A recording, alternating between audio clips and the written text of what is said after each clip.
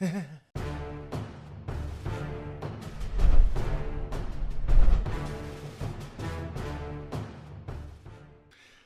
it going, everybody? We are back. This is OmegaNikon with the Gaming VUE. I know it's been a couple weeks, but we're back finally with some quick gaming news.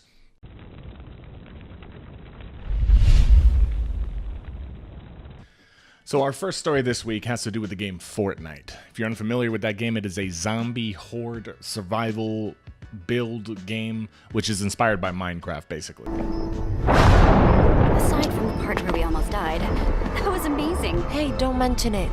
It's all in a night's work.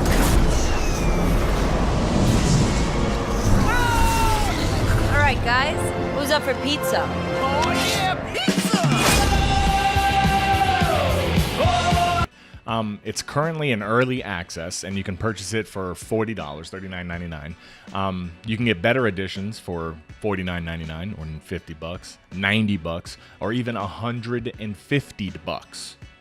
So the news, though, that's very interesting and should start receiving a lot of hate from most of us, is that this game is actually going to be a free-to-play game.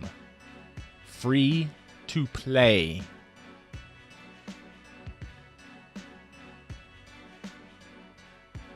Free to play by next year. So because it's in early access, if you want to play it, you have to pay for it. But if you want to wait until next year, you get to play it for free. Now, we haven't had a lot of news, a lot of good things coming out of this early access system, and this by far takes the cake. Everyone was upset about Ark when it raised their price from $30 to $60, which is the standard price of a retail game. This game is charging you $40, and it's a free-to-play game with free-to-play elements, mind you. It's not like if you pay $40 for the game, you get to not have to do the free-to-play stuff, which of course means grinding your butt off. Oh my goodness. But that's just the news that just hit. This game is going to be free-to-play. We didn't know it was going to be a free-to-play game. It had some free-to-play elements, but it wasn't so bad as games like Trove are. But man, I can just I don't know. But yeah, we're going to work on a review for this, and we're going to go into a lot more detail. But that's just the news that hit here. It is a fun game to play, but I can see where we're going to hit this wall pretty quick in the game, and they're going to start wanting us to pay for even more things after we've already paid $40. But like I said, if you are upset about Ark, this should make you even 3 times more upset. So, on to the next.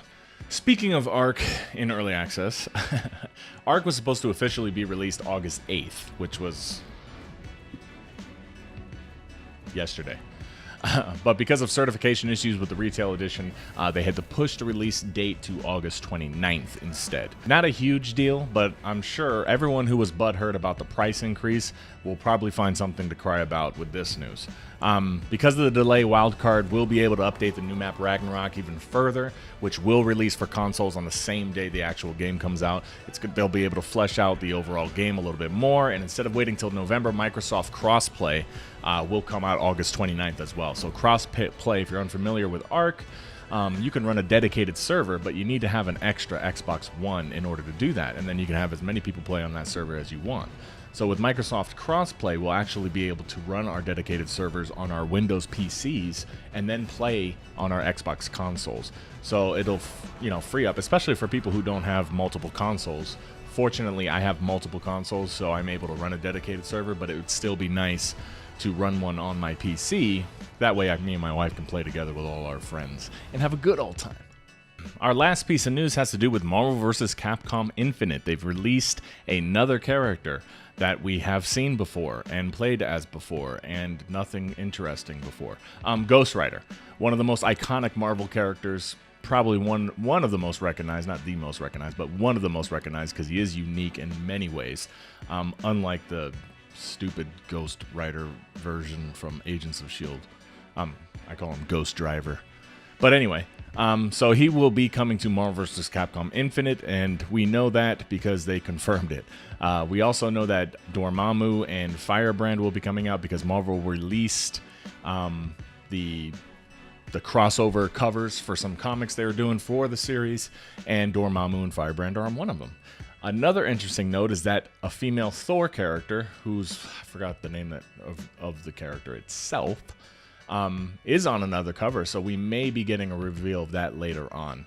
So we see the roster is fleshing out. Ghost Rider, I guess, is a big addition. And we have actual footage of Capcom working on the code for the game, adding these characters.